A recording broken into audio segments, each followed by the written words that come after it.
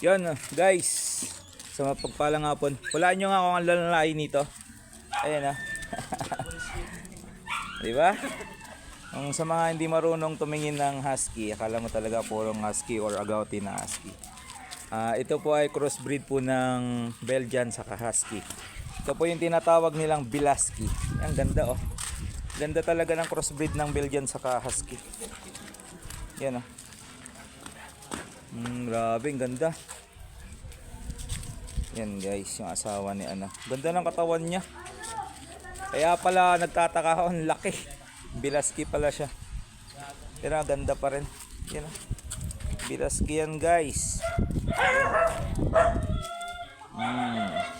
Sa mga nagtatanong kung ano itsura ng crossbreed ng husky sa Belgian, ito na may nakita pa akong mas magandang Bilasky.